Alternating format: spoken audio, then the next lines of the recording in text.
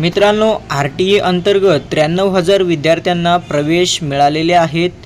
तुम्ही इथे पाहू शकता, पुणे शिक्षण हक्क कायद्याअंतर्गत RTE 25% राखीव जागांवर 93,009 विद्यार्थ्यांना प्रवेश जाहीर झाला आहे। शिक्षण विभागाने शनिवारी निवड यादी प्रसिद्ध केली। पालकांना प्रवेशासाठीचे लघु संदेश सोमवारपासून पाठवले जाणार आहेत। लघु संदेश मिळालेल्या पालकांना 23 ते 31 जुलै या कालावधीत कागदपत्र पडताळणी करून पाल्याचा प्रवेश जो आहे तो निश्चित करता येणार आहे। वंचित तसेच सामाजिक आणि आर्थिक दुर्बल घटकातील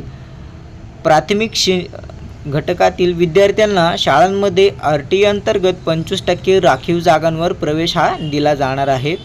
इथे पाहू शकता, 71,276 जणांची प्रतीक्षा यादीमध्ये निवड करण्यात आलेली आहे।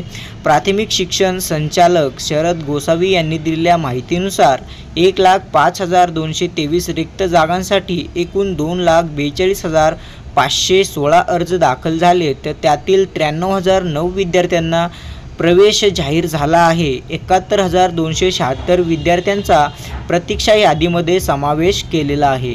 महत्त्वपूर्ण अशा माहितीसाठी आपल्या चॅनलला नक्की सबस्क्राईब करून हा व्हिडिओ इतरांसोबत नक्की शेअर करा। जय हिंद, जय महाराष्ट्र।